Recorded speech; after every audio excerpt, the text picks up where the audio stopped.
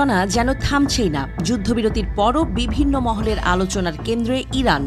হঠাৎই সে আলোচনায় নতুন মাত্রা দিয়েছে মার্কিন প্রেসিডেন্ট ডোনাল্ড ট্রাম্প এবং ইরানের সর্বোচ্চ নেতার ডিজিটাল যুদ্ধ।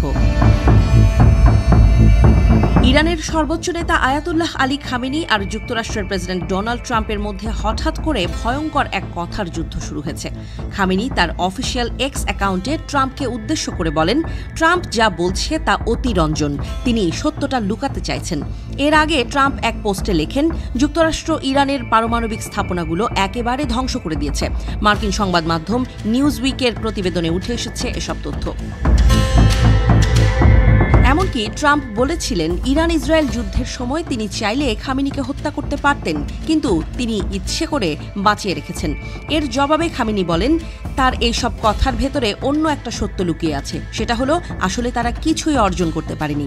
বৃহস্পতিবার খামেনি আরও বলেন, আমরা আমেরিকাকে কঠিন একটা চপেটাঘাত করেছি, আর আমেরিকা না থাকলে ইসরায়েল হয়তো এখন আর টিকেই থাকতো না।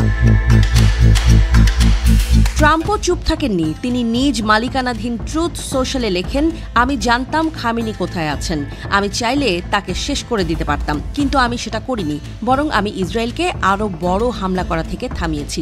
এই কথার লড়াইয়ের পেছনে আছে এক ভয়াবহ সত্য। সম্প্রতি ইরান আর ইসরায়েলের মধ্যে 12 দিন ধরে একটা যুদ্ধ হয়েছে, যেটা শেষ হয়েছে আমেরিকার মধ্যস্থতায় একরকম ঠুনকো একটা যুদ্ধবিরতির মাধ্যমে। সেই যুদ্ধের সময়ই যুক্তরাষ্ট্র ইরানের বেশ কয়েকটি পারমাণবিক স্থাপনায় হামলা চালায়। এই হামলা নিয়ে ইরান ও যুক্তরাষ্ট্র দুই দিকেই ভেতরে ভেতরে নানা মতবিরোধ আছে। কেউ বলছে এই হামলায় ইরানের পারমাণবিক কর্মসূচি খুব ক্ষতিগ্রস্ত হয়েছে, আবার কেউ কেউ বলছে তেমন কিছুই হয়নি। ইরান অবশ্য প্রকাশ্যে বলছে খুব একটা ক্ষতি হয়নি, কিন্তু তাদের পররাষ্ট্রমন্ত্রী আব্বাস আরাগচি স্বীকার করেছেন, এই হামলায় ইরানের বেশ কিছু স্থাপনা সত্যিই মারাত্মক ক্ষতিগ্রস্ত হয়েছে। এই পরিস্থিতির মধ্যেই ট্রাম্প আবার বলেছেন, আমি ইরানকে কিছুই দিচ্ছি না, তাদের সঙ্গে কোনো কথাও বলছি না।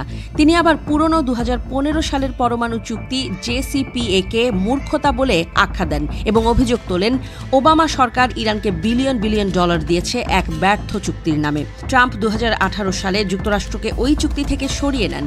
তার ভাষ্য ছিল, ইরান গোপনে পরমাণু অস্ত্র তৈরি করছে আর পুরো অঞ্চলে অশান্তি ছড়াচ্ছে।